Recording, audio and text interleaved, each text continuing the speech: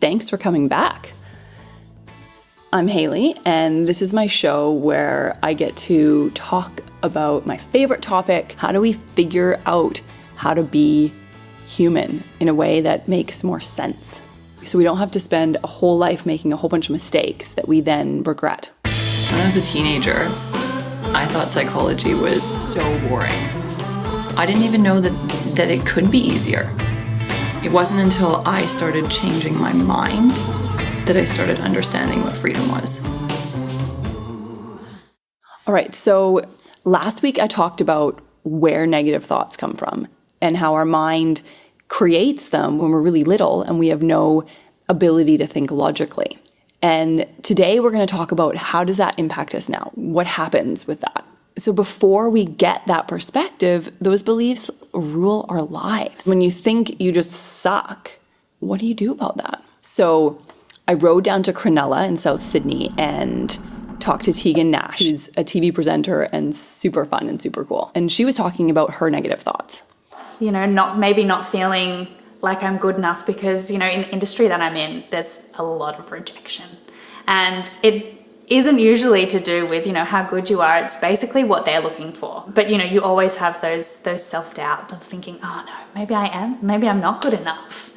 We look at Teigan and we go, you know, why does she think she's not good enough? She's awesome, right? It's easy to see that from the outside. But remember, when she was young, she couldn't see her own awesomeness. None of us can.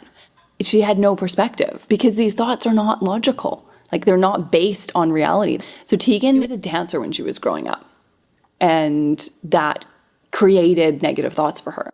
Oh, I would have that thought, I think, all the time when I was dancing because I was, you know, going up against so many other people and you don't always win. So I'd always have that thought like, oh, why didn't I win? Maybe my technique wasn't good enough. So Teigan has this early experience of dancing and it's super stressful and hard and she loves it, but her mind comes to all these conclusions. And then once our mind has made that link, it becomes easier to make that link again. It's a bit like when you search something on Google. So the first thing that pops up is the link that's been clicked the most times, right? So our brain does the same thing. So if I've come up against a hard situation and thought, I'm not good enough, the next time I come up with a hard situation, my brain is going to search, what does this mean? How can I file this? And it's going to go to that same thought because it's already made that pathway. Right? Once you've made that pathway once, it becomes easier and easier. So when we're stressed, what do we think our mind's going to do? It's like, whoa, what do I do? How do I figure this out? And then there's this pathway in our brain. We go, oh, okay, I guess I'll just take that. If I didn't get something, if I didn't get it my way, then I was like, well, I don't understand why. Like, so I'd also like maybe blame other people. So these thoughts are not logical. These links actually become core beliefs about how we see ourselves. So it's not just a random thought in a hard situation anymore. We have an identity around it all of a sudden. I literally am a loser. And that's really hard to break out of. If I was taken out of a Facebook group, those sort of emotions or that core belief would come back up again of, you know, I'm not good enough. What can I do? What have I done? How do I fix this? And here's where it gets even worse. So once our brain has formed this pattern, we actually start looking for situations that reinforce it. If we think we suck, we actually go and hang out with people that treat us like we suck.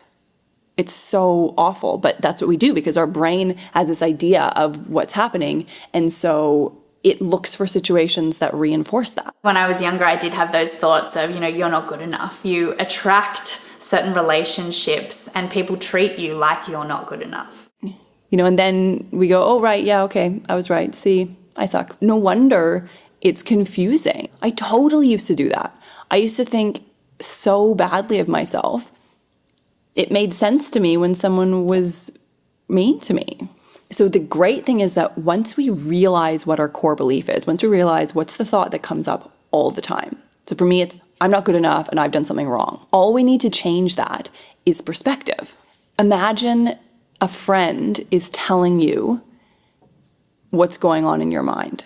So imagine a friend comes to you and says, you know, I feel like a total loser. I have no friends. Nobody cares about me. And imagine this person that you care about that is saying that to you.